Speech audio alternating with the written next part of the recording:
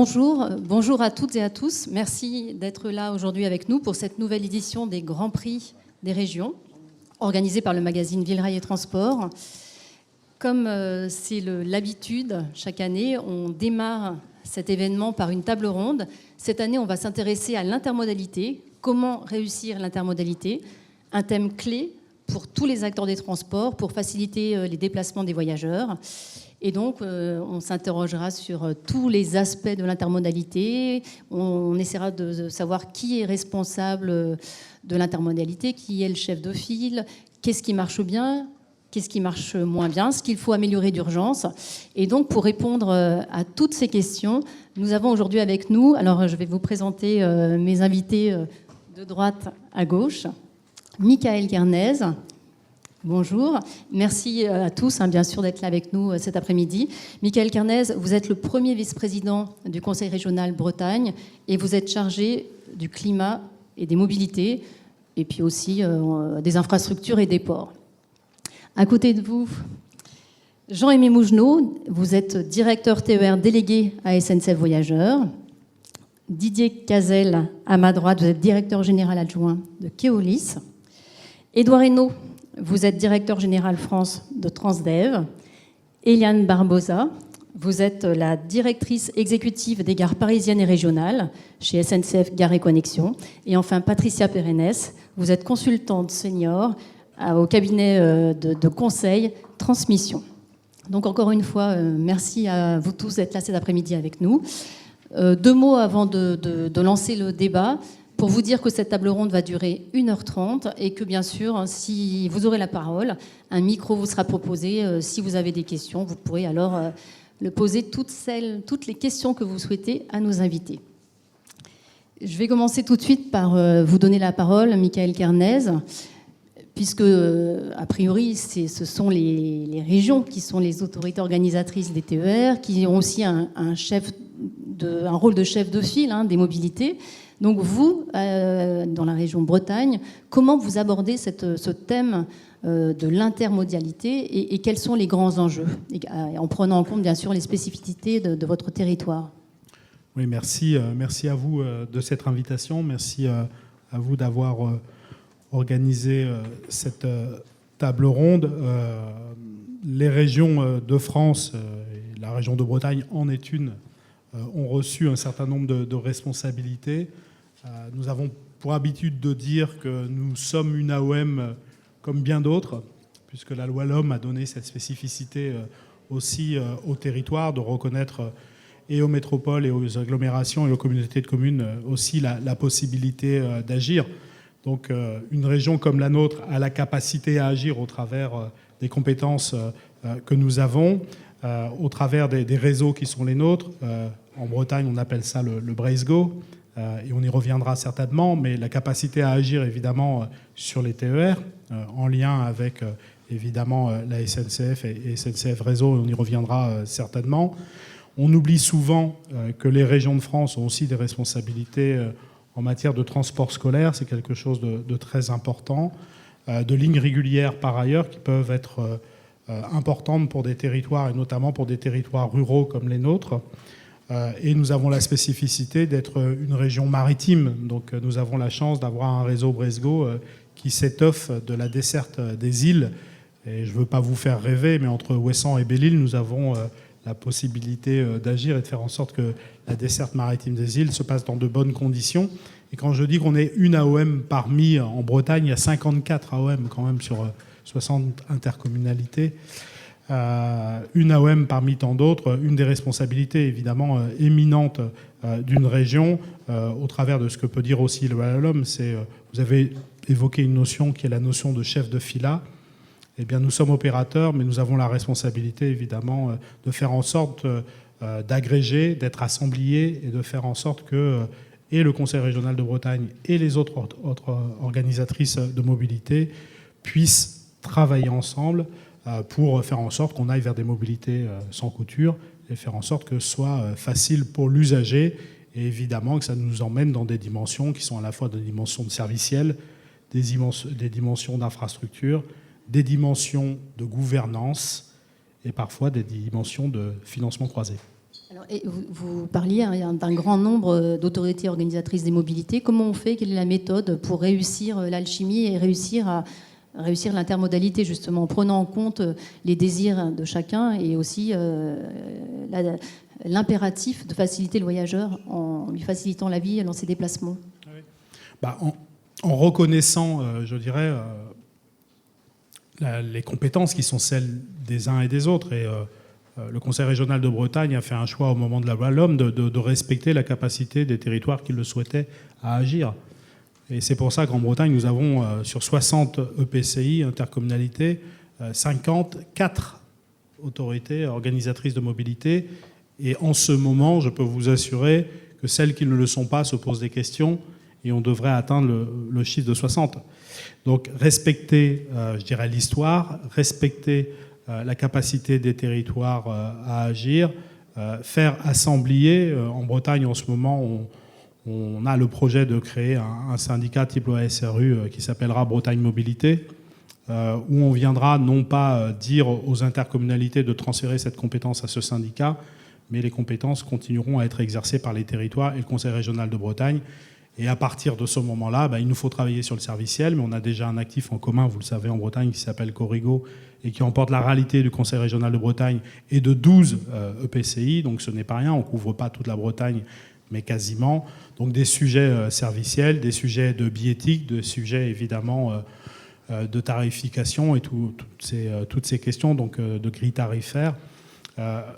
La question des renforts d'offres, c'est un peu nouveau pour nous, mais sur lesquels nous travaillons à partir du TER aussi. Pour la première fois, je pense pouvoir le dire, en France, on va contractualiser avec les intercommunalités qui sont les nôtres pour faire en sorte que nous puissions être au rendez-vous des renforts d'offres attendus par la population en croisant nos financements. Donc ça veut dire des financements du Conseil régional de Bretagne et des intercommunalités pour à la fois supporter les investissements sur les matériels roulants, et on sait que ça coûte un peu d'argent, et à la fois supporter les déficits d'exploitation. Donc c'est très nouveau, donc on voit bien que des collectivités, des AOM peuvent travailler ensemble en allant très loin, et puis vous savez qu'un syndicat comme celui-là a la possibilité d'agir à la fois sur le serviciel, à la fois sur les renforts d'offres, et puis on ne s'interdit pas, peut-être un jour, demain, d'agir sur les infrastructures ensemble, comme nous le faisons au travers des contractualisations historiques qui sont celles des CPER.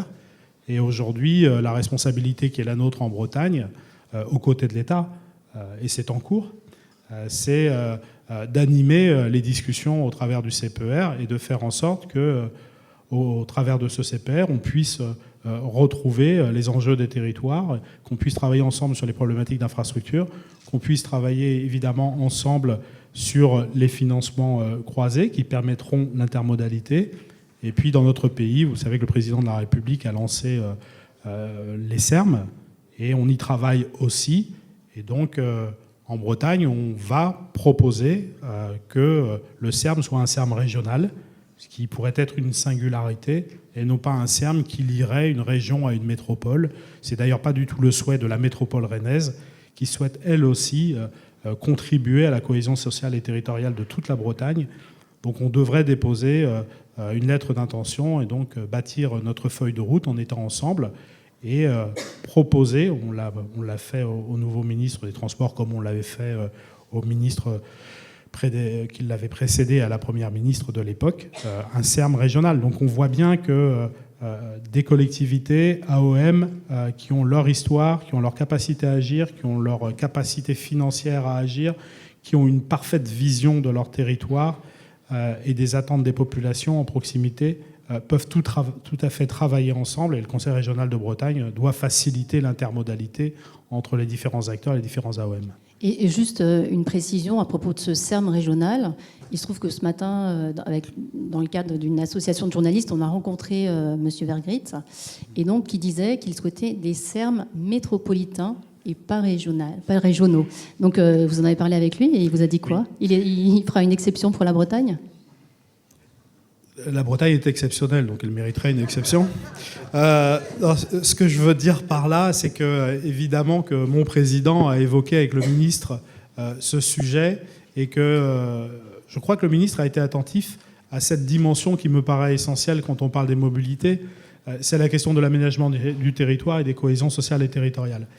et que quand bien même, je dirais, le concept de SERM a été imaginé dans une relation entre une région et une métropole, il se trouve qu'en Bretagne, on a une région, on a 2 métropoles, que ces métropoles ne sont pas des métropoles qui, de par leur rayonnement, feraient qu'elles seraient omnipotentes ou omniprésentes sur le territoire régional, que la Bretagne est caractérisée, vous le savez, par sa péninsularité, c'est une région périphérique, mais surtout par son polycentrisme, et que la Bretagne est forte de l'ensemble de ses villes.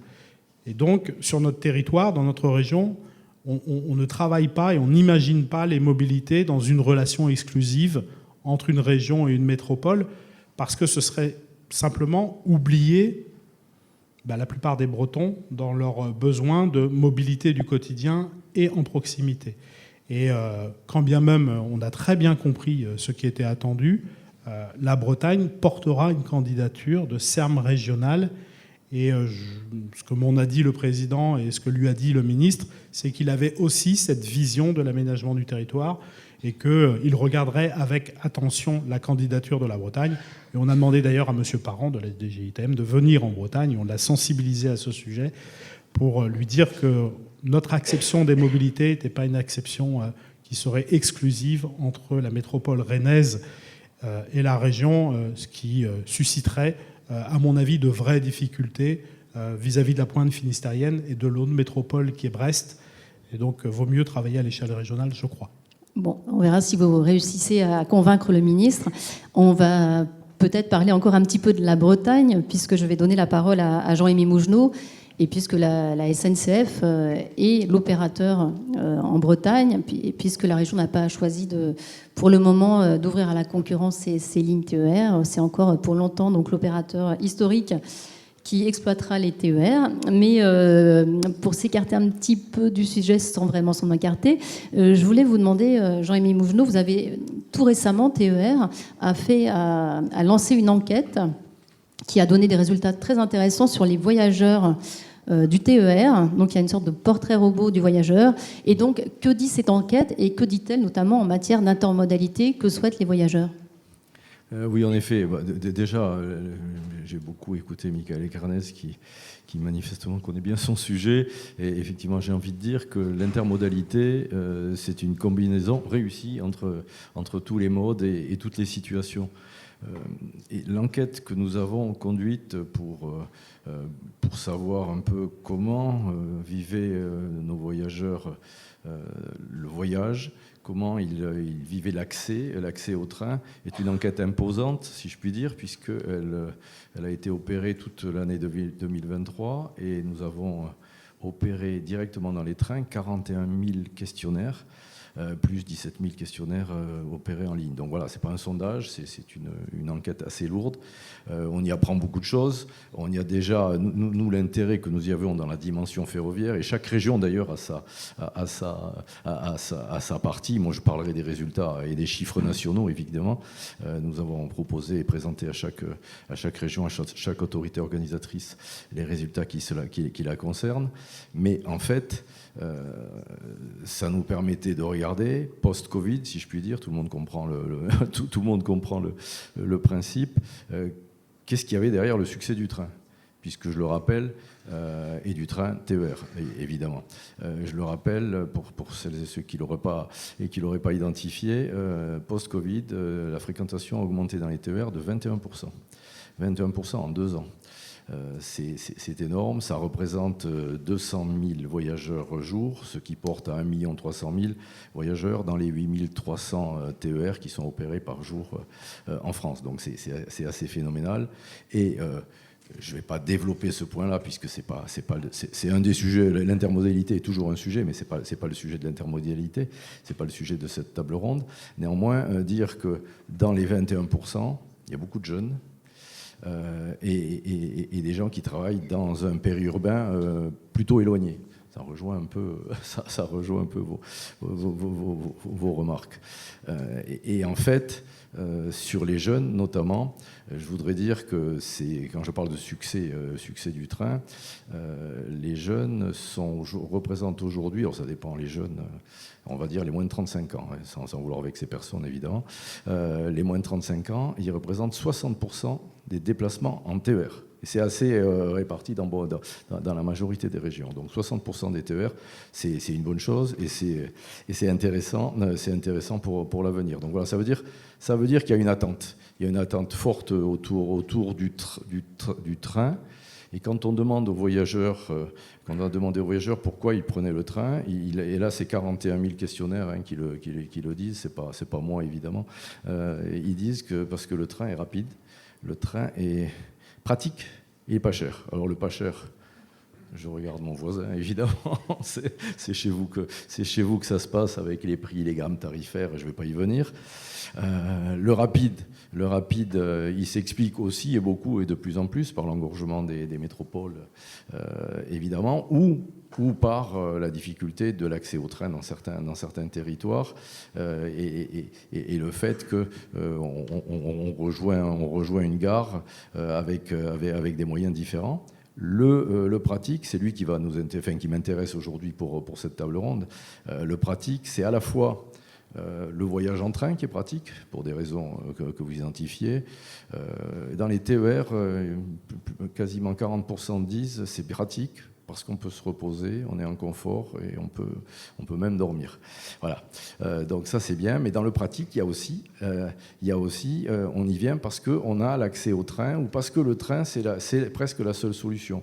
Dans nos voyageurs, il y a 68% des voyageurs qui sont motorisés. Le reste n'est pas motorisé. Donc il y a des gens qui sont, je ne vais pas dire captifs, parce que c'est pas vrai, ils ont toujours d'autres solutions, mais enfin, il y en a une partie non négligeable qui sont pas motorisés. Donc là, c'est le pratique.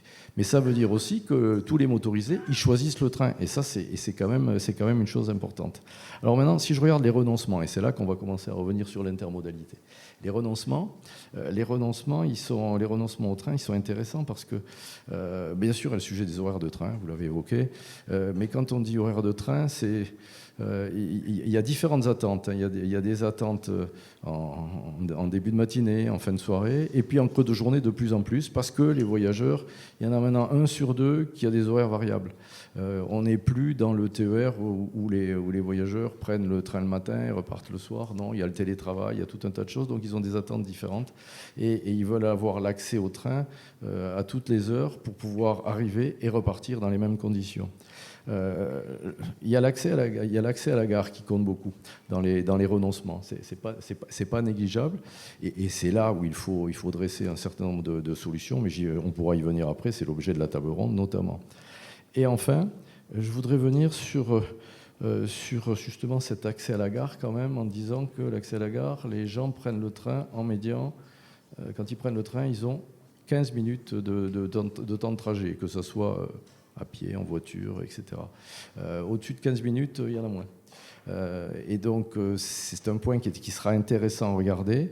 Et il y a un point qui est important, c'est que la voiture, dans l'accès à la gare, a été détrônée par les modes doux. Alors les modes doux, c'est la marche à pied, c'est le vélo, c'est la trottinette. Dans l'accès à la gare, les modes doux représentent 35% aujourd'hui, la voiture est à 34%. Et ça, c'est une très bonne chose. C'est une très très bonne chose. Et ces 34%, quand on a fait l'enquête précédente en 2019, ils étaient à 41%. Donc aujourd'hui, on voit bien que dans l'accès au train, il y a des abandonnistes du train carrément, y compris pour aller à la gare, qui se débrouillent autrement. Voilà. Et j'ai parlé des 34 et des 35%. Le reste, c'est du transport en commun, des gens qui viennent en transport en commun, qui viennent parce que c'est pas simplement le drainage du territoire, mais c'est aussi à l'intérieur d'une métropole ou d'une ville, des gens qui se déplacent. Voilà un peu les grandes caractéristiques du voyage en train, mais ça explique pourquoi il y a un succès, mais ça explique aussi ce que nous avons à faire pour améliorer les choses et avoir encore plus de monde dans nos trains. Alors justement, qu'est-ce qu'il y a à faire pour lutter et pour éviter le renoncement au train ? Quelles sont les solutions que vous proposez? Enfin, solutions. D'abord, les solutions, elles ne m'appartiennent pas. Elles sont déjà dans la main des autorités rogatrices. Mais, je le disais tout à l'heure, c'est une combinaison réussie. Je pense qu'il faut avoir une approche système. Une approche système, c'est qu'il faut regarder l'ensemble des possibilités. Dans le pratique que j'évoquais tout à l'heure, il y a cette notion de, on se pose pas trop de questions. On sait qu'on a des moyens peut-être variés, qu'on peut choisir, mais qu'on est sûr, quand on est parti, de pouvoir revenir, que ce soit le jour même ou que ce soit le lendemain, dans des conditions équivalentes. Donc, cette approche système, bien sûr, il y a l'attente du mode doux avec les abris à vélo, les abris sécurisés, etc. Et évidemment, il y a la location de vélo. Alors, je ne l'ai pas dit, il y a un élément, il y a quand même déjà un voyageur sur 10, et nous avons été surpris, même si le sujet des vélos dans les trains est bien connu, on est bien d'accord, nous avons été surpris parce qu'il y a un voyageur sur 10 qui transporte son mode de transport, c'est-à-dire c'est le vélo, c'est la trottinette. Ça fait déjà beaucoup. Donc, si on peut leur apporter des solutions autres, je pense que là aussi, c'est une situation qui peut les aider, à condition, bien sûr, qu'il y ait quelque chose à l'arrivée et quelque chose au départ. Après, il n'y a pas que les sujets, mais je pense que Michael Ekernez et d'autres collègues y viendront. Il y a le sujet pas de la tarification, il y a le sujet du titre unique et le sujet de la tarification simple. Et ça, les régions font beaucoup pour ça. Et je sais que je crois que Corrigo a fêté ses 20 ans l'année dernière, c'est ça, oui. Donc, c'est ça. Donc voilà, plein de terrain à travailler. Et je crois que c'est sur ce sujet-là, le côté pratique du train, que nous pourrons progresser. Alors, plein de terrains à travailler. Je vais me tourner vers Transdev. Donc, Édouard Hainaut, donc directeur général France de Transdev, pour savoir, vous, donc, du côté de la concurrence, comment vous abordez ce thème de l'intermodalité et quels sont les terrains, justement, que vous travaillez? Alors d'abord, merci pour l'invitation. Je voulais saluer les vice-présidents, les présidents de région qui sont là et les services des régions qui, tous les jours, œuvrent à cette intermodalité. Et nous, on essaie de remplir un service à la fois comme délégataire ou sur des marchés publics régulièrement. Et les 34 000 de Transdev qui sont implantés sur tous les territoires essayent de remplir cette mission avec de service public avec beaucoup d'engagement. Je crois qu'il faut regarder un peu le sujet. Vous l'avez dit, monsieur le vice-président, c'est évidemment une conjugaison entre des métropoles, des agglomérations, les régions, la logique des lignes urbaines, interurbaines, des lignes scolaires, et tout ça s'interpénétrant de plus en plus, j'allais dire, à la fois de par la loi NOTE pour les compétences, la LOM pour l'interpénétration, et puis le besoin aujourd'hui de répondre aux périphéries et aux mobilités sur les périphéries, puisque c'est bien l'enjeu qui nous anime tous, c'est comment on remplit encore mieux notre effort dans la lutte contre le réchauffement climatique et comment on crée du report modal pour que les gens utilisent moins leur voiture pour aller sur du transport collectif. Donc pour nous, ça passe évidemment par de nouvelles chaînes de mobilité où on va finalement créer à la fois ou renforcer avec les autorités organisatrices, parce que nous, on essaie d'influencer, de donner nos idées et de faire le rapport de ce qu'on fait au quotidien, de créer des lignes structurantes et d'avoir de plus en plus de gens au plus proche de dispositifs de transport. Je prends l'exemple, par exemple, des métropoles. On voit bien que le périmètre s'élargit, que ça soit de manière directe. Je prends le Grand Reims avec 143 collectivités, avec la plus petite qui doit faire moins une centaine d'habitants. L'idée aujourd'hui des élus, c'est d'avoir 100% en fait, de leurs habitants qui sont au moins proches à 1 kilomètre d'une solution de transport. C'est des lignes structurantes pour rentrer encore plus vite dans les centres-villes. Et puis, c'est du transport à la demande pour finalement offrir des solutions de rapatriement sur ces lignes structurantes. On combine à la fois, j'allais dire, le car express, on combine le covoiturage, on combine sur ce territoire du Grand Reims, évidemment, l'offre ferroviaire, qui est très présente, avec des gares qui sont présentes sur le territoire. Et puis, les besoins, des fois même à certains moments, une offre un peu plus orientée régulière, mais avec une connotation touristique, vers les fameux bois autour de Reims qu'on peut aller voir. Et on travaille ça de plus en plus de manière totalement intégrée. Je vais prendre quelques exemples. On peut parler aussi mode actif. Mais d'abord sur des exemples intéressants. Le Pays du Cotentin, par exemple, qui est la 3e intercommunauté de France en périmètre, qui nous a confié le développement de sa vision. Donc on a créé des lignes structurantes, des lignes régulières, des lignes express, des lignes connectées avec les gares. Par exemple, on a fait la connexion qui pouvait paraître un peu évidente comme ça, mais de faire Caen-Valogne. Et on a développé la fréquentation sur les lignes Caen-Valogne ferroviaire parce qu'on avait une véritable intermodalité organisée à Valogne. On a mis en place des poteaux d'arrêt et des lignes partout. On a eu une offre qui s'est adressée à toutes les zones aussi industrielles, donc l'arsenal forcément. Et puis même, on va sur des modèles qui sont un peu innovants.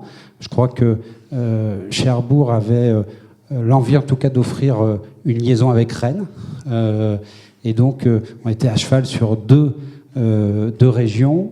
Et donc, la collectivité, le Pays du Cotentin a trouvé l'opportunité de tester, d'expérimenter une ligne entre Cherbourg et Rennes, uniquement le week-end, sur un modèle car express, ultra confort, à destination de qui ? Des étudiants, des personnels maritimes qui habitent en Bretagne mais travaillent sur le Pays du Cotentin, par exemple. Et donc, on arrive à combiner toutes ces logiques.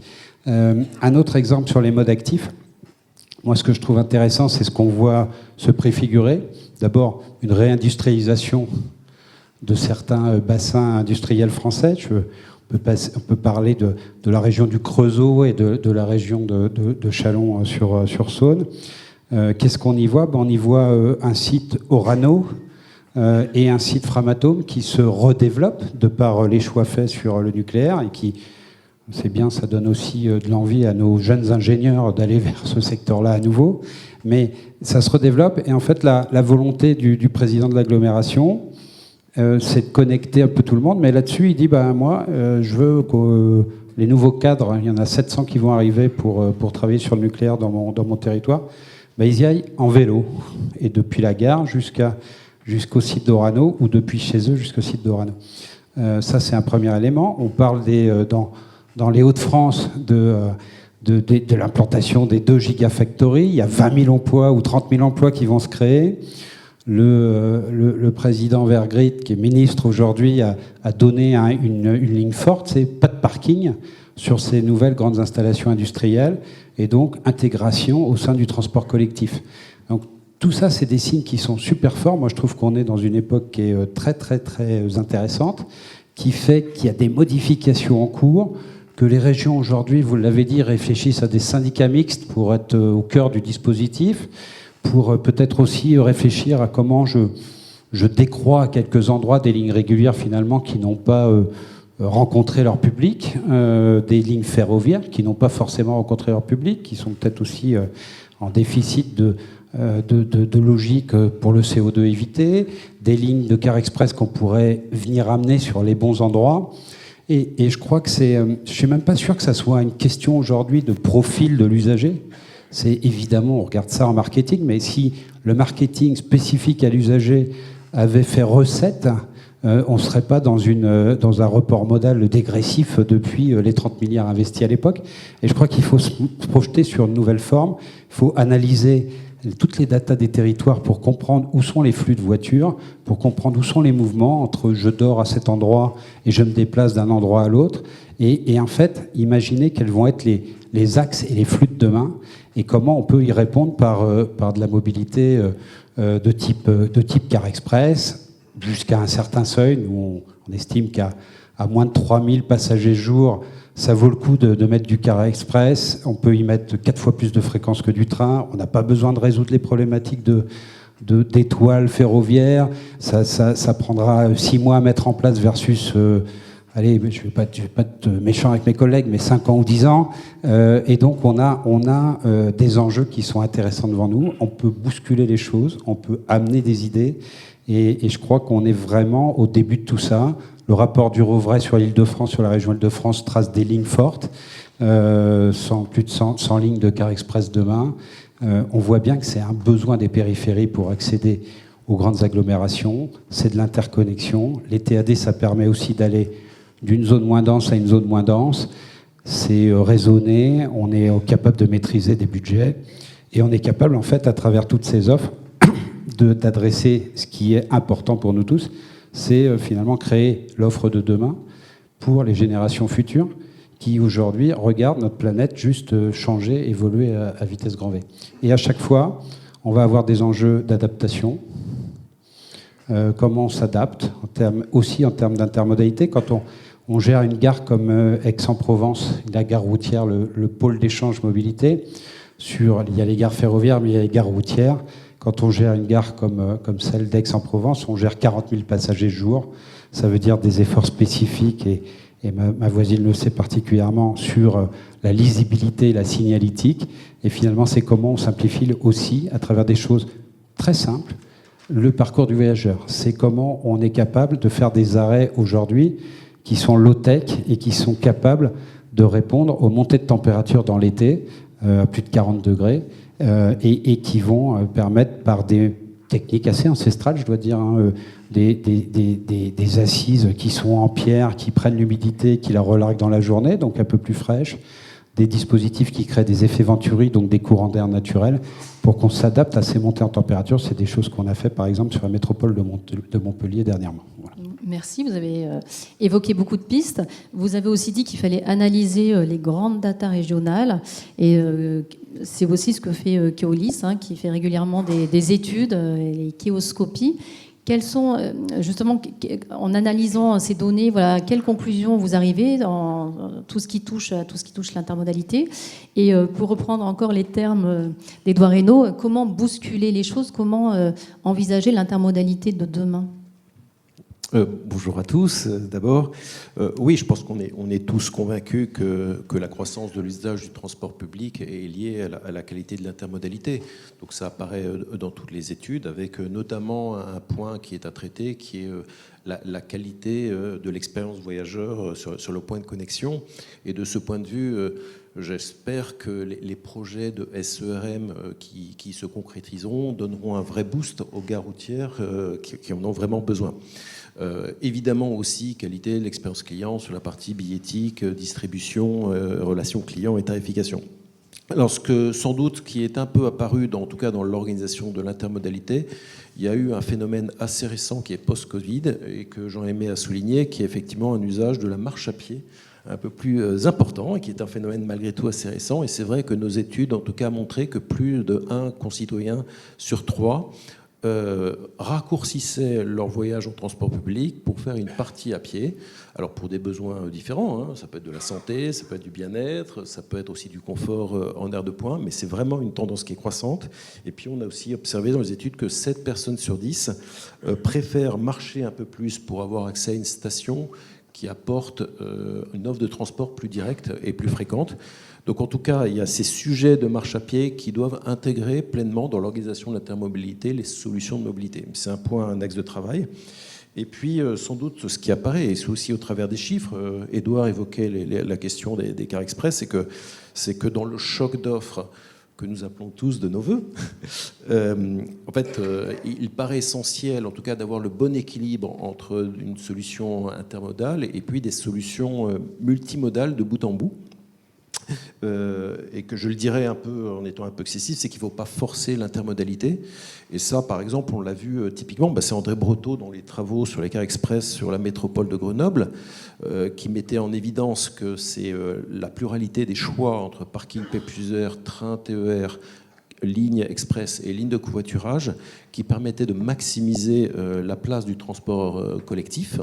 Alors là-dessus, donc c'est sûr qu'on était sur des lignes de covoiturage, des lignes de car express sur la métropole de Grenoble et des lignes de train TER qui sont sur des itinéraires quasi parallèles, mais en fait elles se renforcent mutuellement et ça permet d'avoir des parts de marché du transport collectif dans les flux grande couronne, périurbain et ville-centre qui frisent les 50%, ce qui est absolument considérable et très en écart avec la moyenne qu'on a sur de nombreux territoires. Donc ça veut dire que l'offre multimodale de bout en bout, elle rassure les voyageurs et elle favorise l'évolution vers des comportements intermodaux. Alors ça ne veut pas dire qu'il faille y avoir un empilement d'offres, mais parce qu'on l'a bien vu là aussi entre les cars express et lignes de covoiturage sur la métropole de Grenoble, c'est qu'il y avait encore une place à une meilleure articulation et donc une meilleure efficacité pour une amélioration de qualité de service. Voilà.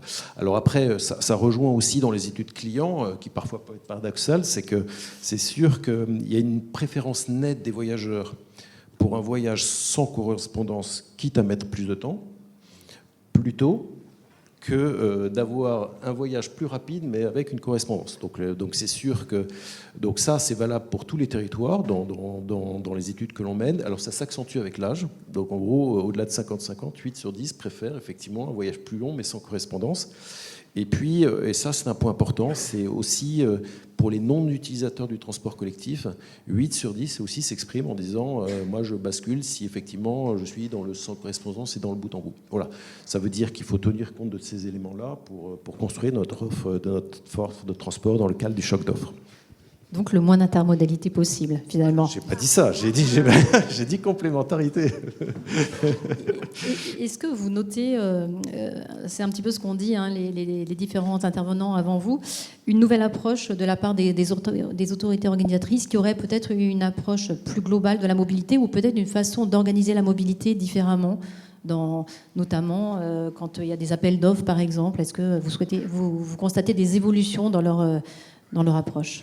Alors, ce qui est sûr, c'est que cette logique d'approche intermodale, elle est partout, mais c'est vrai qu'il y a plein d'initiatives en la matière, mais je trouve en tout cas 2 initiatives de régions intéressantes. Donc la première, c'est l'initiative de la région Grand Est, au travers d'un appel d'offres TER qui mixe dans son lot du ferroviaire et du routier, le routier représentant 30% des kilomètres.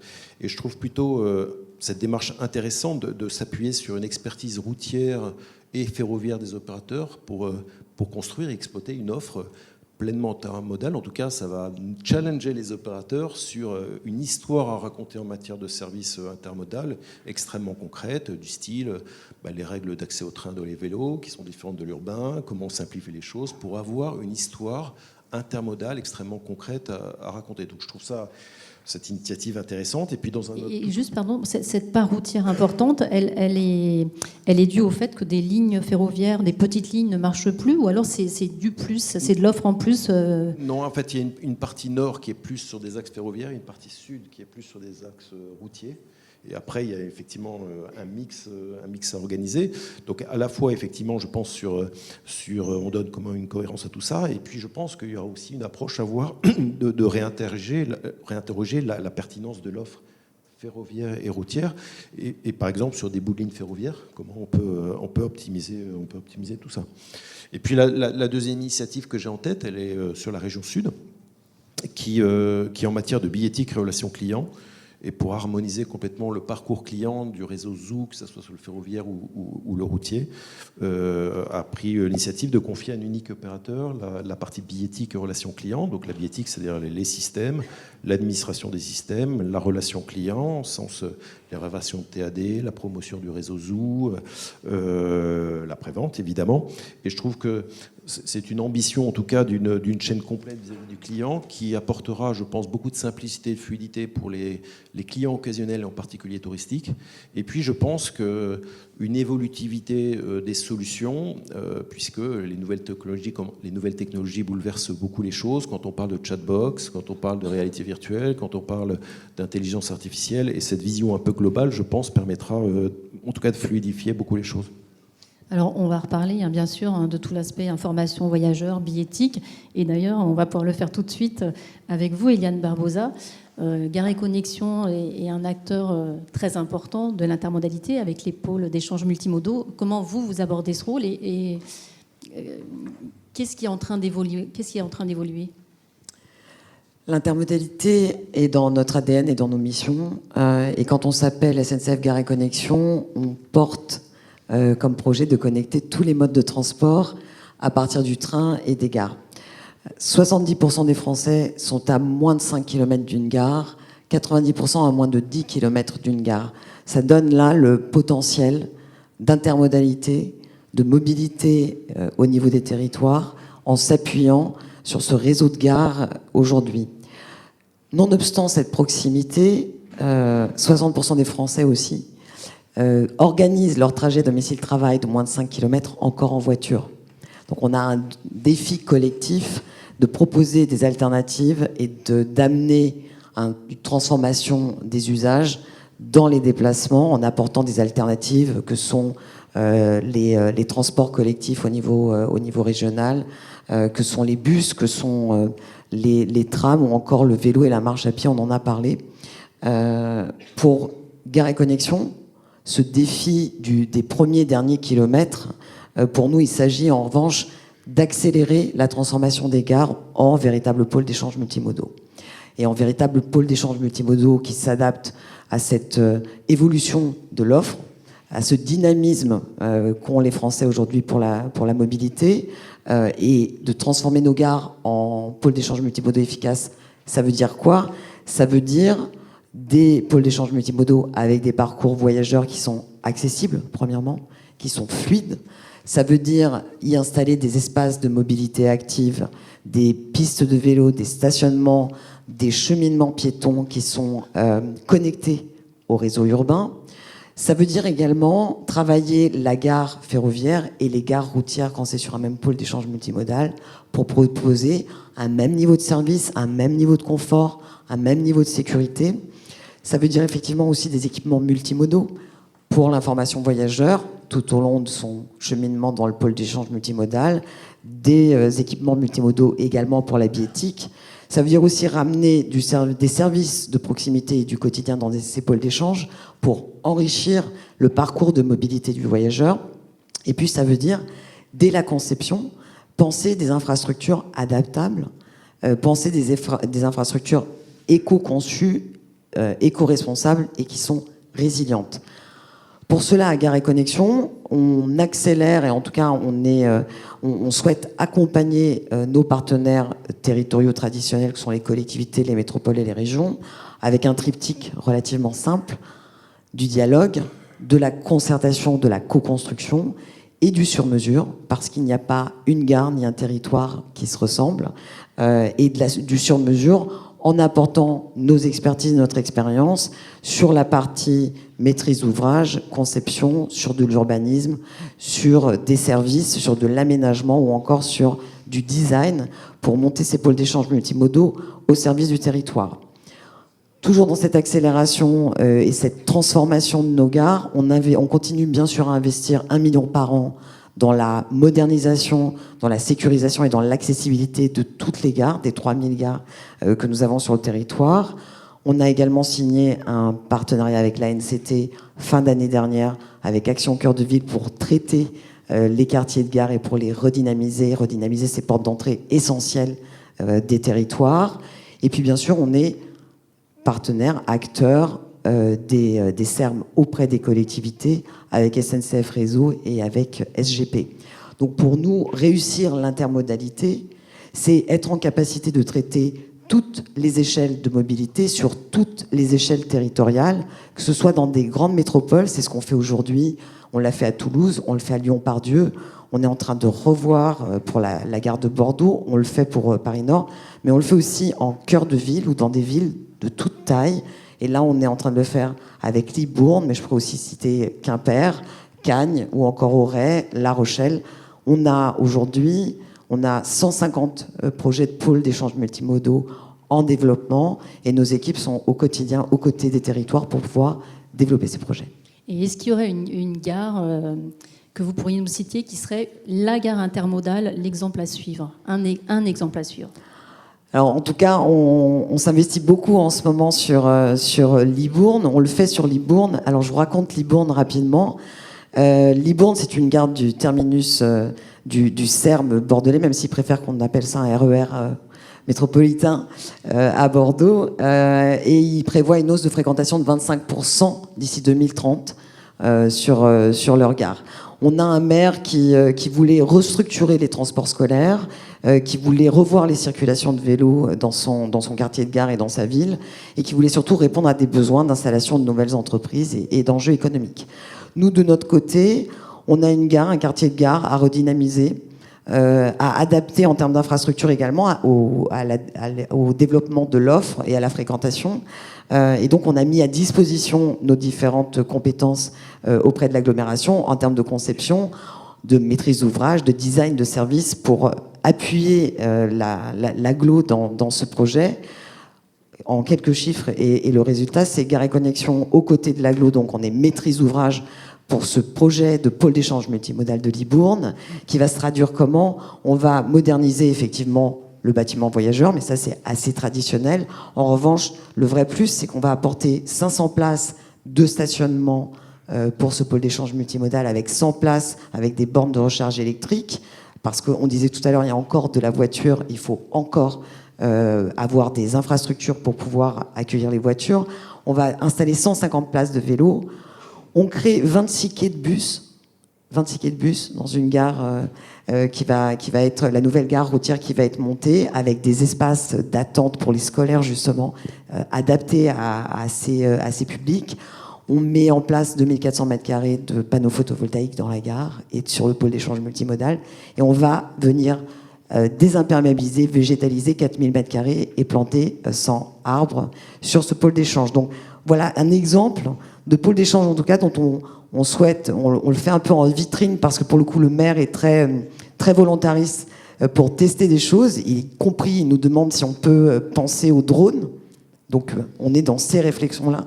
Demain, la livraison par drone, qu'est-ce que ça veut dire dans un quartier de gare? C'est aussi un quartier de gare qui est dans le programme ANCT. Voilà, donc nos équipes travaillent à accompagner, à faire advenir ces nouveaux pôles d'échange multimodaux, en tout cas que nous, on souhaite faire advenir, qui sont des pôles d'échange multimodaux pour nous, post-carbone, qui réparent la ville. Tout à l'heure, Jean-Aimé Mougenot disait que, si je me souviens bien, un voyageur sur 10 emporte avec lui son mode de déplacement. Les régions et les opérateurs de transport en général n'aiment pas ça.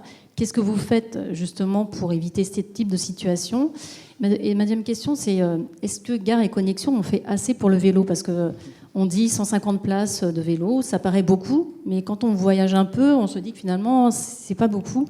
Et récemment, alors là, c'est une expérience personnelle, j'ai été en Allemagne, et dans une gare moyenne, il y avait des vélos sur le quai. C'était génial. Il y avait des consignes sur le quai. C'était hyper pratique. Qu'est-ce que vous en dites?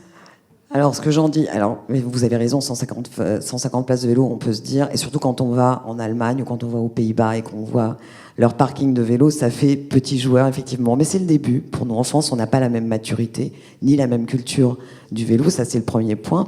Bien évidemment, on regarde ce qui se fait dans ces pays. On sait que la réponse et la solution vélo n'est pas dans l'emport à bord du train, parce que forcément limité ou contraint, c'est une partie de la réponse, mais ça ne peut pas être la totalité de la réponse, et que la réponse passe par des places de stationnement, par des opérateurs, certainement. Et alors, qu'est-ce qu'on fait, nous, de ce côté-là? D'une part, on est très engagé depuis 4 ans dans un programme pour déployer 65 000 places de vélo. Alors, vous allez me dire, en masse, ça fait beaucoup plus. 65 000 places de vélo sur les 1100 gares les plus importantes. C'est la loi LOM, mais quand même, on accompagne les régions dans le déploiement de ce programme, qui vient en complément également de ce que font les régions, les collectivités. Et puis, par ailleurs, on accompagne les réflexions de régions qui, aujourd'hui, ont envie de se lancer sur l'opérateur unique de vélo pour l'ensemble des gares dans leur territoire. Donc aujourd'hui, notre action essentielle, elle va être déjà de réussir ce programme 65 000 places de vélo, 1100 gares, qui est certes, pas à la hauteur des Pays-Bas par exemple, mais qui est un bon point de départ. Et en tout cas, nous, on est à l'écoute et en accompagnement de projets qui sont plus volontaristes au niveau des régions et des collectivités. Merci. Patricia Parianès, donc je rappelle, vous êtes une experte, une très bonne connaisseuse des transports. Vous avez aussi travaillé avec la FNOT sur la convention collective des usagers. Donc on peut imaginer que l'intermodalité figurera en bonne place. D'abord, j'aimerais vous demander comment vous réagissez à ce que vous venez d'entendre. Alors, et puis ce que demandent les usagers justement pour avoir une intermodalité efficace. Donc merci déjà de m'avoir invité et de faire référence à ce rapport.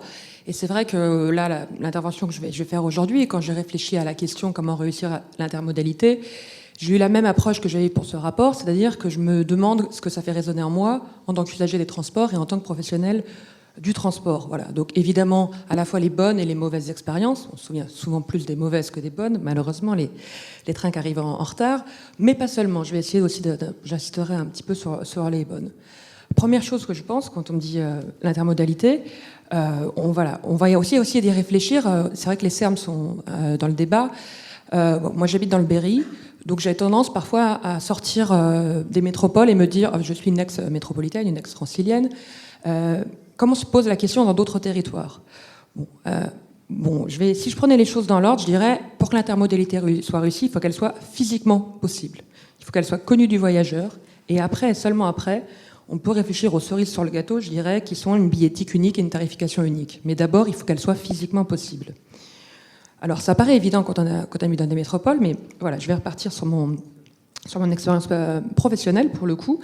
Donc, une intermodalité réussie, c'est une coordination des horaires et une existence de possibilités physiques d'aller d'un point d'arrêt à un autre. Donc j'étais directrice transport adjointe de la région Centre-Val de Loire, en charge de la convention TER, et on avait fait des visites de terrain en réfléchissant dans les gares, est-ce qu'il fallait afficher les autocars, et quel autocar afficher. Et on avait visité, alors c'est assez facile à voir comme territoire, entre Orléans et Tours, vous avez la Loire, vous avez une ancienne route nationale, et vous avez la ligne de chemin de fer. Voilà. Donc vous avez dans chacun des villages, chacune des petites villes, ou plus ou moins grandes, une gare, des arrêts d'autocars qui sont donc sur la route nationale qui est devenue maintenant départementale. Et donc voilà, plusieurs arrêts. La première chose qui m'a frappée, c'est qu'en fait, il y a 7-8 minutes à pied entre la gare et l'arrêt d'autocar. Il n'y a pas de trottoir. Voilà. L'intermodalité, c'est d'abord le trottoir. Il faut qu'il y ait un trottoir, il faut que les gens puissent y aller. Vous avez parlé d'accessibilité. C'est sûr que quand on est valide, on peut marcher sur la chaussée. Quand on est en fauteuil, c'est plus compliqué, mais même quand on a des bagages, quand on a des enfants, quand on a une poussette.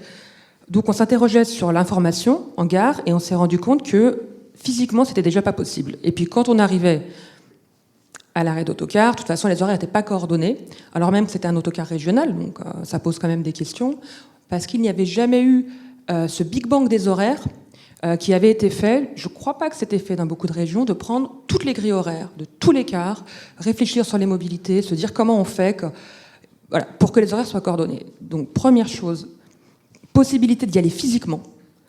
Dans l'idéal de l'information, je rejoins tout à fait ce qui a été dit, un cheminement piéton, mais le cheminement piéton, d'abord, voilà, la possibilité physique de le faire. Donc ça, c'était vraiment sur possibilité physique, comment on peut faire ça. Bon, je vais prendre sur une autre expérience, et là, je parlais aussi d'information, donc j'habite dans le Berry, mais je suis originaire du Finistère Sud. Donc en plus, ça tombait bien. Je vais parler de la gare de Quimper, qui est en effet super, franchement, très beau pôle d'échange, la gare routière parfaitement située, on peut y accéder de la gare ferroviaire, fantastique. Mais alors j'habite là-bas dans une petite ville qui s'appelle Plomodierne, et coup de chance, je suis à 100 mètres de l'arrêt d'autocar. Alors moi, qui suis une grande défenseuse du transport public, on pourrait se dire c'est train plus car. Ligne 37 Camaret, je crois que c'est Transdev qui l'a fait. Et en fait, voilà, il y a un seul car qui correspond aux horaires de train, de toute la journée. Il y en a un seul. Ça n'apparaît pas dans la fiche horaire, en termes d'information. Et donc, les militants du transport public comme moi prennent le TGV qui va avec l'autocar. Mes cousins, ma tante, mon oncle, ils appellent quelqu'un, et Plomodierne-Quimper, c'est 30 km, c'est 60 km aller-retour, qui sont faits en voiture, quasiment systématiquement. Et donc ça pose question, et je dis pas que c'est facile, mais il y a peut-être quelque chose à faire. Et alors là, si je voulais parler de ça, c'était à l'origine, si je parlais de la gare de Quimper, l'autre problème qui m'avait frappé, et là ça va renvoyer à Gare et Connexion, c'est l'affichage en gare. Il y a des autocars qui sont affichés, Mais pas tous. Certains. Et donc la gare routière, on va à côté, et c'est pas, il y en a plus. Ceux de la SNCF? Alors oui, mais alors c'est pas ceux de la SNCF. Rappelons-nous la loi NOTRe. C'est ceux de la région. Donc ceux qui sont affichés, je pense que c'est les anciens autocars de substitution des TER, et ceux qui ne sont pas affichés, je pense, mais je ne suis pas sûre, ce sont les ex-autocars départementaux. Donc quand on arrive en gare de Quimper, il faut connaître l'évolution récente, et pas si récente que ça, du droit administratif français pour comprendre l'affichage. Sachant qu'il y a des autocars qui ont la même direction, dont certains sont des ex-départementaux et certains sont des ex, je crois que c'est pour Douarnenez. Certains sont ex-départementaux, d'autres sont d'autres régionaux. Et du coup, évidemment, ça peut embrouiller le voyageur. Et évidemment, tout le monde n'est pas hyper expert du transport. Donc, l'information, la possibilité physique de changer. Bon, si je veux être positive et si je veux avoir une expérience positive, je pense qu'on est beaucoup à la partager dans la salle, n'importe quel voyage en Suisse. On arrive à la gare, l'autocar il part 5 minutes plus tard. Voilà, ça fait rêver. Donc ça, c'est l'horizon. Alors je sais très bien que c'est pas possible, mais clairement, si on fait un choc d'offres, il faut le réfléchir en cadencement. Parce que pourquoi ils sont pas coordonnés? Parce que l'autocar est encore considéré comme un transport de scolaire et pas comme un transport de passagers du quotidien. Voilà.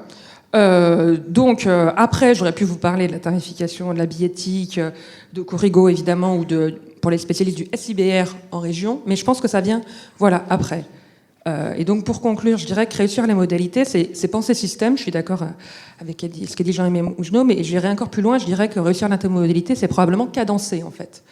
C'est ça le terme qu'on cherche, c'est ça le terme technique. Voilà. Et je finirai là-dessus. Merci. Alors, chacun en a pris un petit peu pour son grade. Donc, quand on écoute l'expérience de l'usager, effectivement, tout n'est toujours pas rose. Et donc, je vais vous demander à tous de réagir. Est-ce qu'on peut espérer des progrès, par exemple, à Quimper?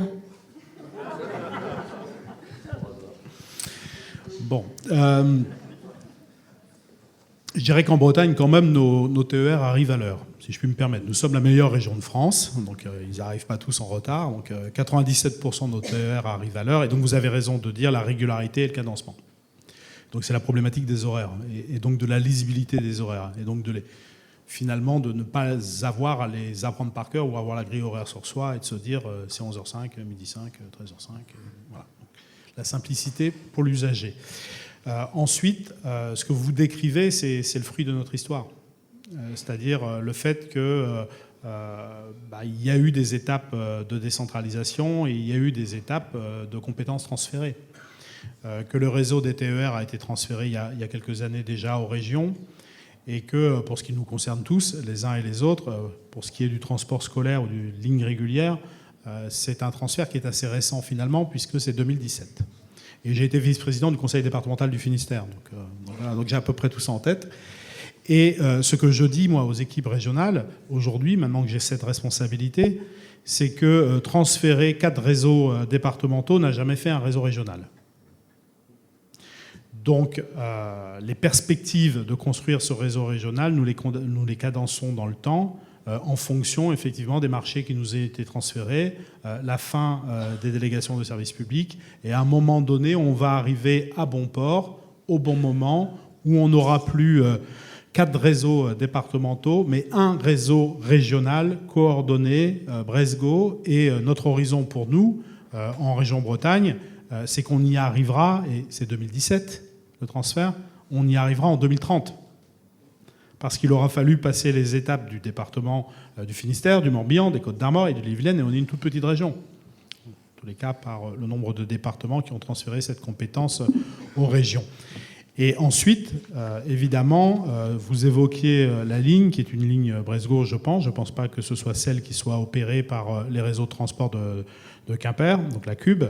Là aussi, il faut être particulièrement attentif à la bonne coordination des horaires et de faire en sorte qu'il y ait, et c'est ce qui a été indiqué tout à l'heure, le réseau Bresgo peut apporter une part de service, le réseau métropolitain peut emporter une autre part de service. Par rapport à la commune qui est la vôtre, on est plutôt sur le réseau Bresgo, et donc d'améliorer évidemment le service et les horaires. Et quand on fait un pôle multimodal d'échange et qu'on investit quand même des sommes considérables, ce qui est fait en ce moment à Quimper, Vous avez raison de dire qu'on est en train de refaire toute la gare routière, qu'on est en train de refaire toute la gare tout court, et que ça doit emporter de la simplicité, de la lisibilité et évidemment une parfaite connexion et une parfaite information. Et de ce point de vue, c'est un défi que d'apporter une information qui soit lisible, compréhensible dans nos gares, et ça on travaille avec Gares et Connexions aussi, avec les réseaux urbains, pour que les bonnes informations soient données au bon endroit. Et il y a des vrais sujets, c'est que on voyage partout dans un territoire. Et moi, ce dont je suis frappé, c'est qu'on n'a pas à disposition les mêmes informations selon les typologies de gares où vous vous trouvez. Et je pense que vis-à-vis... Alors j'entends bien qu'il y a une classification, moi je suis un jeune élu sur ces sujets-là, il y a une classification de gares, les gares nationales TGV, les gares régionales, les petites gares comme la gare de Quimperlé qui est la mienne. Mais l'usager, lui, il ne réfléchit pas en ces termes-là. Il réfléchit en qualité d'information, en lisibilité d'information. On ne peut pas donner toutes les informations, mais on peut donner je dirais une simplicité d'accès à l'information, donc la même information, et que l'usager soit en capacité de lire ces informations, quel que soit le lieu où il se trouve, quel que soit le PEM où il se trouve, qu'il puisse bénéficier. Et puis ensuite, il y a de l'éducation à faire. On est tous avec nos outils. Évidemment qu'on est en capacité ou pas de les utiliser, c'est-à-dire de comprendre ce que nous apportent évidemment les applications qui nous sont données. À un moment donné, on ne peut pas continuer à avoir 1, 2, 3, 4, 5 applications dans une même région. Ce n'est pas possible. On ne peut pas avoir l'application du Conseil régional de Bretagne, on ne peut pas avoir l'application de la SNCF, avoir l'application de la CUB, et à un moment donné, il faut un outil, et c'est pour ça qu'on se bat pour, à terme, avoir un billet unique, une information unique, et puis un réseau, je ne vais pas dire unique, mais en tout état de cause, un réseau sans couture, où c'est facile pour l'usager des transports. Et c'est ça le défi des années à venir, c'est de réussir cela. Et donc l'expérience que vous avez vécue, je dirais qu'elle est vécue par nous toutes et nous tous, et qu'il va falloir encore quelques années pour arriver à ce que vous souhaitez, que nous souhaitons tous, c'est-à-dire un usager qui choisisse, ce qu'on dit en Bretagne, de laisser sa seconde voiture au garage, qu'il choisisse peut-être de ne pas acquérir une seconde voiture, et on arrivera à des parts modales souhaitées, c'est-à-dire la part modale souhaitée qui sera massive, et on ne se contentera pas d'une part modale à 6,5% de transport en commun, puisque c'est le cas aujourd'hui, et on arrivera à de très bons résultats. Vous avez évoqué des expériences dans d'autres pays, 40% de l'usage du vélo aux Pays-Bas, 3% en France. Eh bien, c'est pas gagné. Justement, Eliane Barbosa, l'affichage, c'est un de vos rôles, d'essayer d'avoir une information la plus globale possible, la plus complète. Qu'est-ce que vous faites pour répondre à ce qu'a demandé Patricia Perennes ? Alors, je vais essayer d'apporter quelques éléments. Tout d'abord, on le disait, l'information voyageur vient en bout d'une offre, des dessertes, un cadencement au niveau régional. Et donc, on va pouvoir afficher en gare, effectivement, et c'est ce qu'on travaille de plus en plus aux côtés des autorités organisatrices, c'est comment on peut afficher de l'information intégrée multimodale dans nos gares. On le fait à certains endroits déjà bien. On a l'exemple de Toulouse. Par exemple, si vous allez sur Toulouse, vous arrivez sur le parvis, vous avez des écrans intermodaux qui vous donnent tous les transports, tous les horaires de transport que vous avez sur le pôle d'échange multimodal. On ne l'a pas encore partout, on ne l'a pas encore à Quimper, mais ça va venir.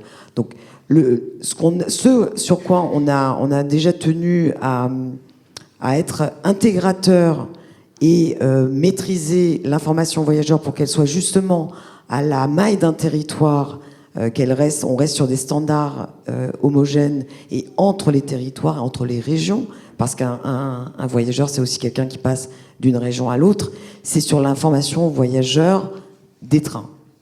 Et aujourd'hui, on diffuse l'ensemble de l'information voyageur en gare, dans toutes les gares, de la même façon.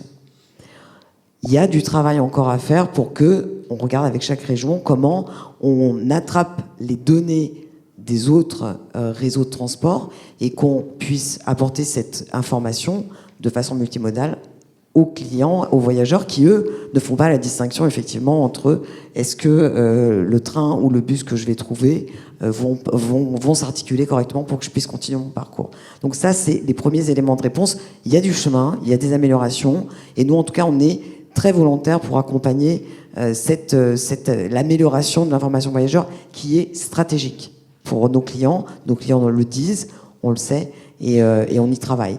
Le deuxième point, je vais répondre quand même avec un petit outil, en tout cas pour ce qui est de la gare et de l'information dans la gare. On a lancé en début d'année l'appli Ma Gare qui vous permet d'avoir votre panneau d'affichage avec vos trains arrivés et vos trains départ dans la poche, toutes vos gares, partout et en mobilité. Donc je le dis quand même parce que ça permet vraiment de répliquer votre gare, votre panneau d'affichage à l'arrivée ou au départ dans votre poche. Donc les outils ne sont pas la solution. Effectivement, on multiplie les outils, mais tout de même, on milite vraiment pour garder des standards d'information voyageurs, quelle que soit la gare dans laquelle je suis en France. Je retourne les informations de la même façon et on a un gros travail sur l'information multimodale encore à faire. Et alors, un seul car Transdev pour que Patricia rentre chez elle. Est-ce qu'il ne faut pas un cadencement des cars aussi? On parlait de cadencement des trains. En fait, ça m'inspire une réflexion. On va tout de suite arriver sur un truc qui s'appelle le bureau des temps, où j'ai vraiment l'impression qu'on est en train de refaire le vieux sketch de Las Palais et machin, que tout le monde connaît, et où il faut se projeter. En fait, ce qu'on voit, c'est une question de volonté. Quand on veut, on peut, et on y arrive. Donc il y a des endroits où on y arrive. Eliane, elle le sait, on en a discuté. Moi, je ne suis pas en capacité de recruter Champollion pour lire les hiéroglyphes de la SNCF sur l'information voyageur. Donc on a aujourd'hui des choses évidentes à faire qui sont de mettre de l'open source et que les données soient partageables par n'importe quel opérateur. Parce que je peux vous garantir qu'aujourd'hui, avec la région Sud, c'est un de nos casse-têtes du moment pour délivrer l'information voyageur au jour J à l'heure H en région Sud. Et je vois le sénateur Dersin devant moi là-bas. Ils ont bataillé fortement à l'époque pour avoir des données sur la production, quand on est aussi au stade de ces logiques sur l'information voyageur. On sait qu'on va y arriver, qu'on y met les moyens et qu'il faut y arriver. Mais on est sur des sujets comme ça qu'il faut prendre en compte. Mais moi, je crois que c'est vraiment une logique de simplification. C'est toujours... Moi, je suis toujours étonné par un truc, on est sur une agglomération, une métropole qui a Citymapper. L'information est plus précise avec Citymapper que l'information de quelques opérateurs, ou des opérateurs au sens large. C'est quand même impressionnant ce qu'ils arrivent à faire. Ils ne sont pas en temps réel. Nous, on a la chance de pouvoir être en temps réel, donc organisons-nous tous collectivement pour délivrer la bonne information, qu'elle soit partageable, qu'elle ne soit pas compliquée à lire par un bord ou l'autre, et que ça soit au bénéfice du voyageur. C'est très clair. Enfin, c'est le seul intérêt. Si on veut réussir, je le dis, la logique aussi, vous parliez des cars scolaires, c'est pareil. Il faut éduquer les jeunes. C'est pas en mettant des bétaillères dans les cars scolaires qu'on va emmener les jeunes vers le futur. Quand on travaille avec la région Centre-Val de Loire et qu'on passe sur de l'électrique, parce que c'est une mobilité qui est possible et qui est organisée avec les centrales de Chinon, etc., on transforme et on retrofite des cars scolaires en électrique. Ça permet d'améliorer la durée de vie du véhicule. On sait qu'on a des fabricants de bus et de cars qui sont aujourd'hui en sous-dimension au niveau européen pour le réaliser. Si on ne veut pas non plus avoir un terrain de puissance des Chinois, il faut quand même qu'on s'organise et qu'on développe notre puissance européenne là-dessus. Et derrière, qu'on ait cette capacité à offrir aussi des transports attirants. Voilà. Donc les jeunes, c'est les futurs voyageurs de demain. Moi, j'ai un fils qui a 25 ans, il ne fait que du car, il descend au sud de l'Espagne en car, il a vécu au Chili, il y a des cars partout sur des longues distances, et on est capable de faire plein de choses. Et il prend évidemment le train, et il prend quasiment plus l'avion, donc c'est intéressant. Bon, il a quand même fait 14 heures d'avion pour rentrer du Chili, mais ça, il l'a un peu oublié. Mais fondamentalement, on voit bien que les générations ont une autre appétence, et on doit appuyer et développer ces services-là. Il y a du financement évidemment à trouver. Didier parlait du choc d'offres. Si on veut quand même réussir la transition écologique et énergétique, il faut multiplier l'offre globalement par 3 en périphérie. Et donc ça, c'est quelques milliards.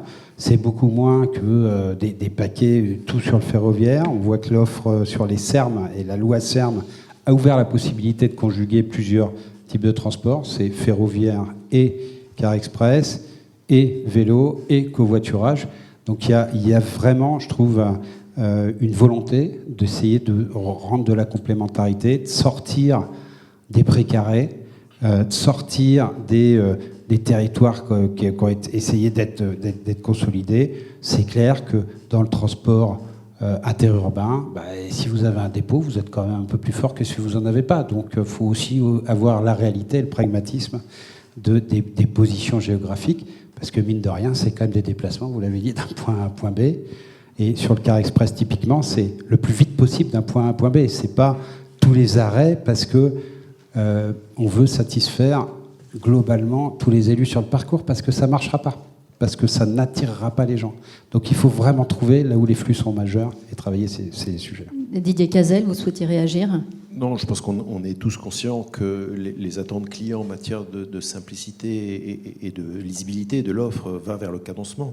Je pense que quand on travaille notamment sur relier des zones d'activité à potentiel qui nécessitent de la forte fréquence, alors moi j'ai en tête des travaux que nous faisons, aussi avec Édouard et évoquer les Car Express avec des collectivités, cette notion de fréquence et de haut niveau de service qu'on appelle nous, mais qui se traduit par de la forte fréquence, on essaie de le traduire. Alors à la fois dans les services express, on peut parler d'Aix-Marseille avec toutes les 5 minutes en pointe, ou de Nice-Sofia toutes les 10 minutes en pointe, mais même dans le sujet des services express régionaux métropolitains, derrière ces notions de Car Express, on a quelque part des critères dits de labellisation.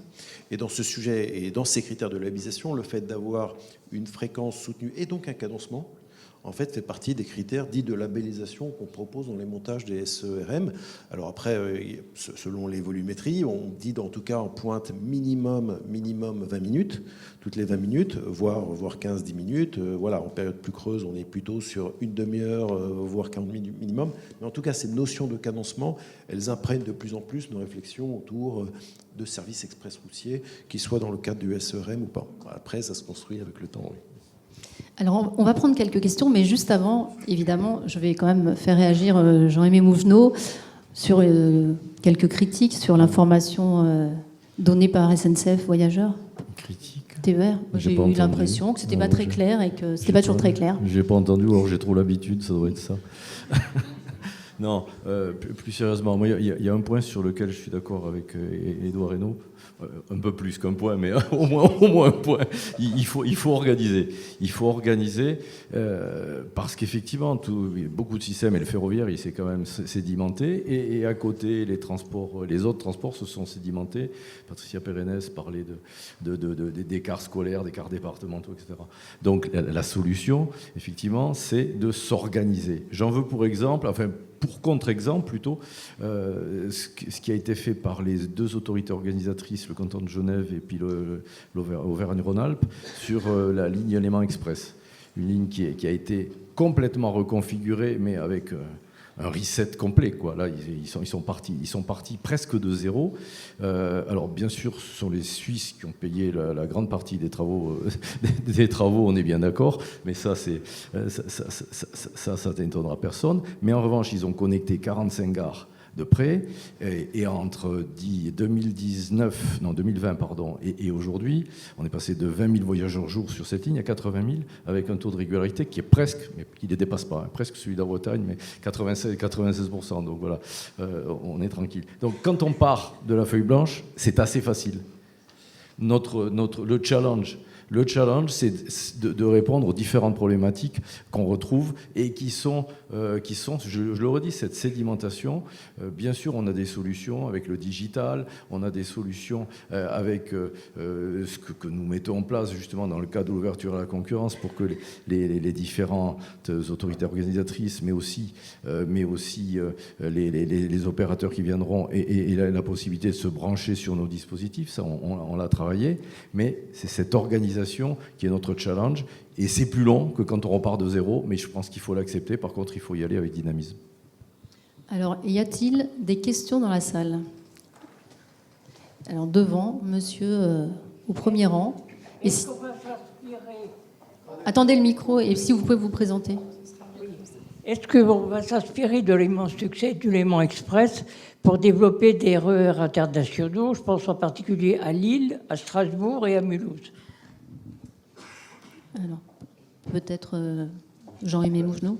C'est là, je vais répondre de ma connaissance, c'est quand même du périmètre des autorités organisatrices, ça.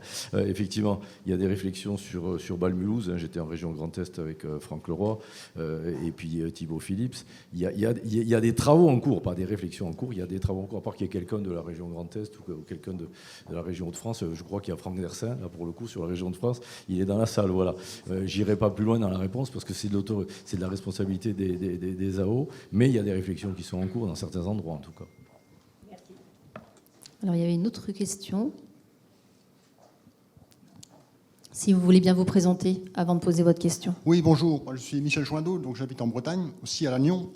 Et je voulais poser une question sur l'utilisation de l'information relative au TER quand il est utilisé non pas pour un transport régulier, mais pour un voyage à la demande. Parce que j'habite dans une ville qui n'est pas sur la ligne Rennes-Brest, donc on accède au TGV par le biais d'un TER. Il y a 2 ans, j'ai dû descendre à Saintes, bon, et j'ai commencé à regarder un SNCF Connect. On m'envoie avec le TER jusqu'à Rennes-Brest, et puis après, direction Paris-Montparnasse, et puis là, vous changez Bordeaux, Angoulême et Saintes. Alors, ça ne me satisfaisait pas, donc j'ai fait ce que je fais d'habitude, je vais sur AFAS, qui est le logiciel des CFF, qui là me donne les horaires, qui me donne l'horaire complet pour aller jusqu'à Saintes, et effectivement, je trouve la relation pour aller donc de Lannion-Saint-Brieuc, Saint-Brieuc-Rennes, Rennes-Nantes, où j'ai une correspondance sur l'intercité Nantes-Bordeaux. Et après, arrivé à Saintes, j'ai la correspondance. J'allais à Saujon, j'ai la correspondance pour Saujon. Bon, mais ça, en fait, le système SNCF Connect, parce qu'il est limité en nombre de changements, me renvoie automatiquement par Paris. Et j'ai vu des collègues qui ont eu des situations comme ça et qui m'ont dit, par exemple, pour telle destination, il n'y a pas de train. Ben si, il y a un train, mais le train, sauf qu'il faut le chercher. Alors, donc en gros, votre question, excusez-moi, c'est parce que le temps passe et il n'y a plus beaucoup de temps, c'est comment améliorer l'information voyageur pour avoir... qui souhaite répondre qu'elle ne soit pas réservée à celui qui connaît le système ferroviaire.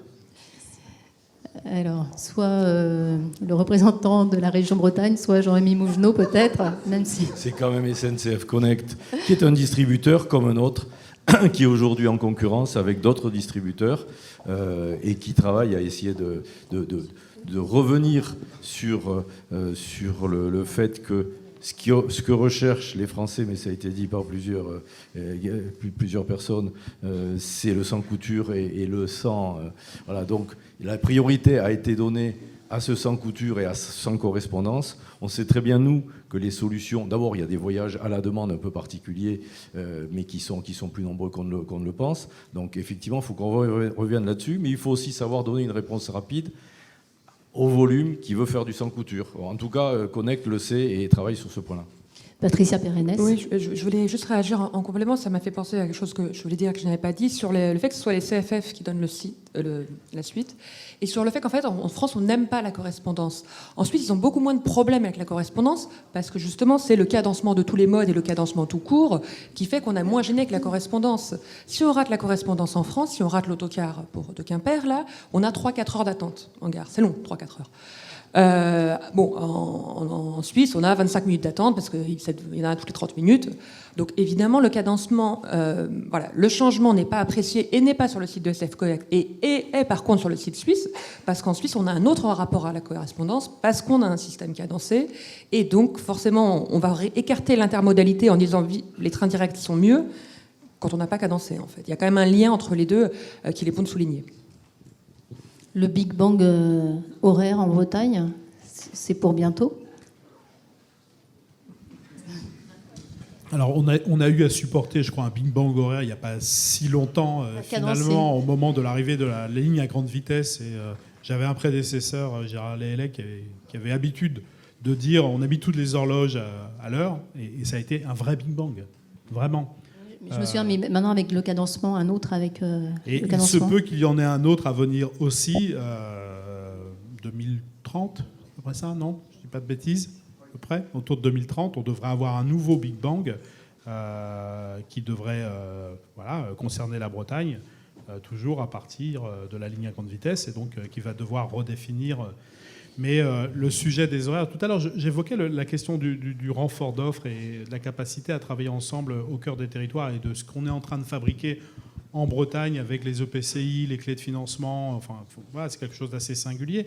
Et quand on propose des grilles horaires et qu'on essaie de faire au mieux pour être au rendez-vous de cette confiance faite par les EPCI qui vont cofinancer ce renfort d'offres à hauteur de 30% du coût d'acquisition des matériels roulants et du déficit d'exploitation. Et quand on leur transfère nos grilles horaires, ils nous les redéconstruisent pour pouvoir avoir des horaires adaptés à leur EPCI. Mais ça ne marche pas. Donc il y a un moment donné, il y a toute une culture à avoir. Et donc le grand Big Bang que vous évoquez suppose qu'on ait une culture commune et partagée, ne serait-ce que pour le train. Et aujourd'hui, on a cette chance de construire ce partenariat, mais j'ai des EPCI qui n'ont pas en leur sein des professionnels qui connaissent le train. Donc vous voyez bien que ça a aussi ses limites. Donc le grand Big Bang, à mon avis, passera par une organisation collective. C'est celle que nous souhaitons mettre en place. C'est celle de Bretagne Mobilité, où nous arriverons à terme à une culture commune de l'ensemble des moyens qui nous permettent ces mobilités, cette intermodalité, et on aura une culture commune à la fois sur le train, sur le car, sur les bateaux, sur les réseaux de transport des métropoles et des agglomérations, sur les trams, et on aura cette culture commune.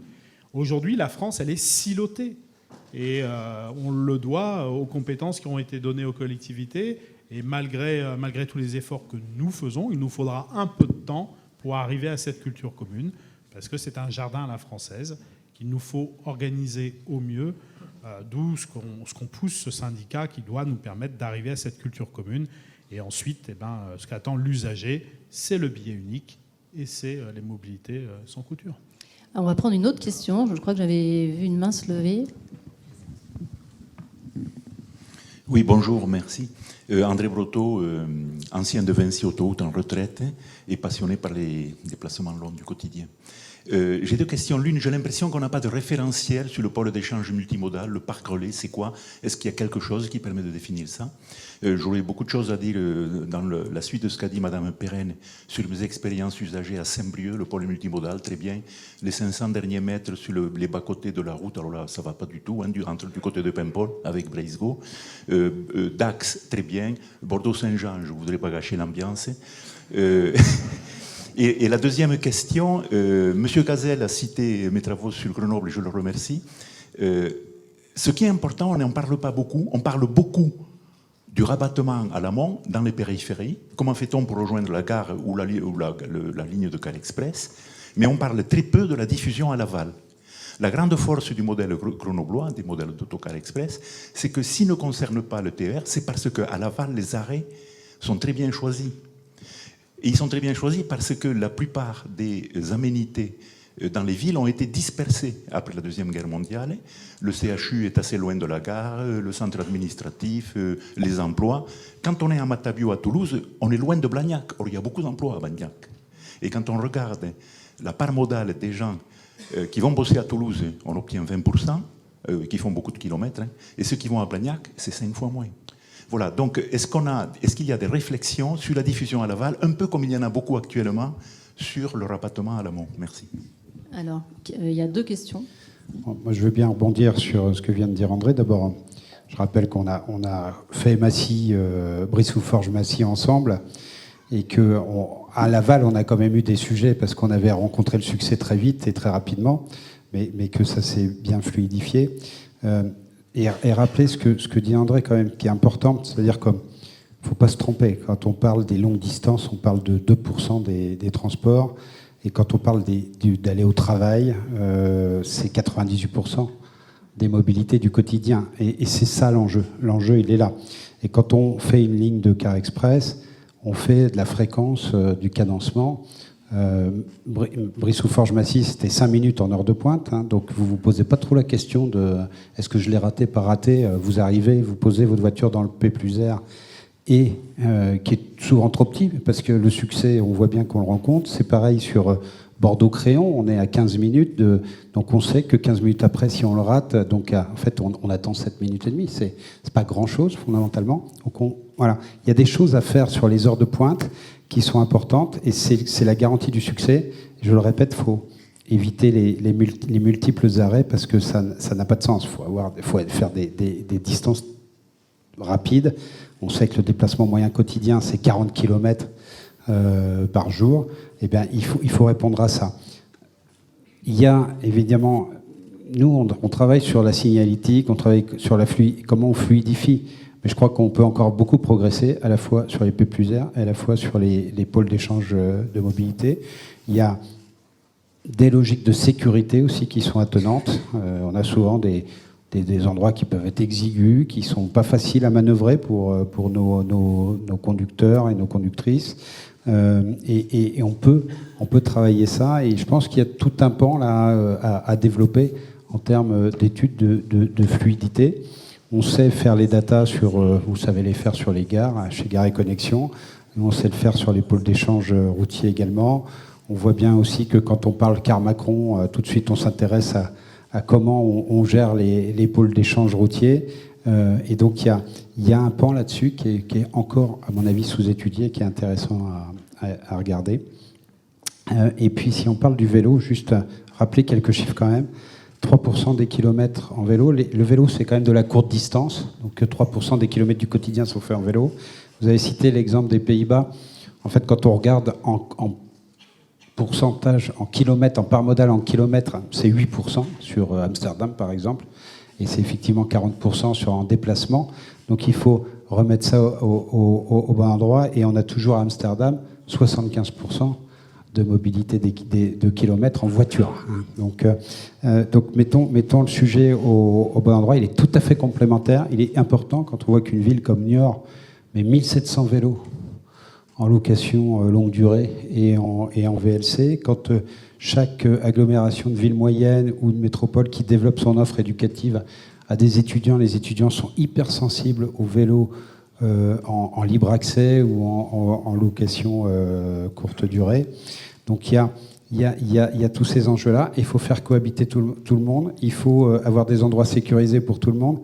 Et donc l'espace public est au cœur du redimensionnement de ce qu'il faut faire. Il faut aller chercher de la surface, c'est clair. Est-ce qu'il y avait une autre réaction parmi vous? Alors j'ai vu plusieurs mains se lever. Oh ben, une seule, ça tombe bien. Ça va être la dernière question. Alors on va prendre 2 questions, mais il faut les poser de façon très très synthétique. Et elles appelleront des réponses aussi très rapides, parce qu'on va devoir très rapidement achever cette table ronde. Alors c'est moi le premier. D'accord, merci. François Charles, je suis président d'un think tank européen généraliste. Et est-ce que vous avez fait un bilan de l'implantation des gares TGV très loin des villes, comme par exemple Aix-en-Provence, Besançon, avec justement ce qui découle au niveau intermodal? Et je vais en choisir parmi les autres une seule question.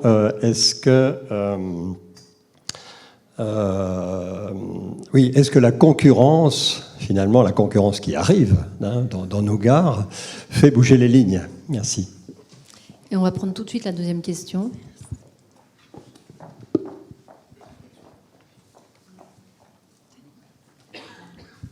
Merci.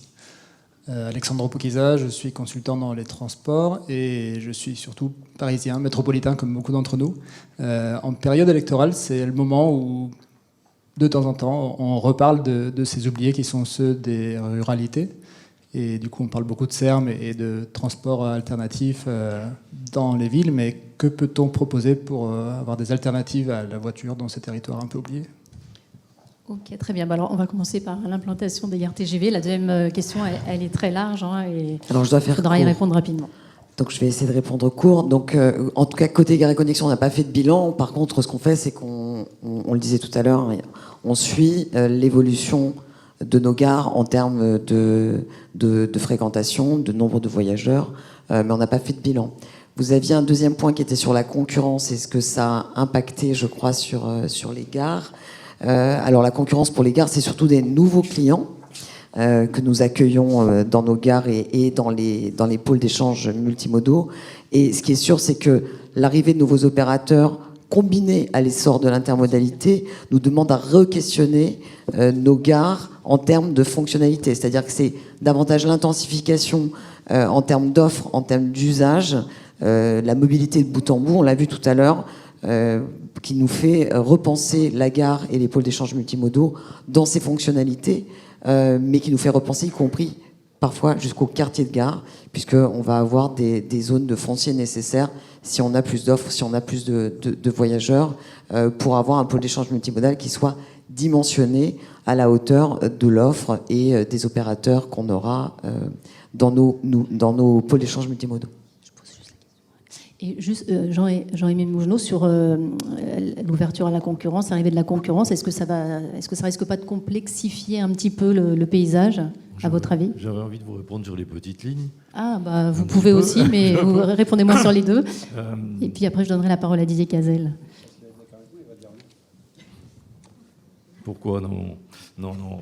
La concurrence, pour moi, c'est un fait.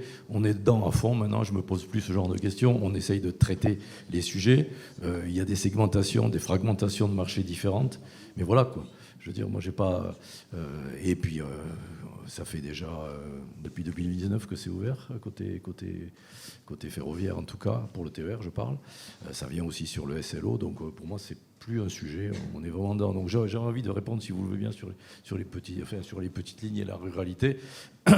Moi, je rebondis sur ce que disait Édouard Reynaud tout à l'heure sur l'utilisation de la connaissance du territoire et l'utilisation, par exemple, des data et des traces mobiles.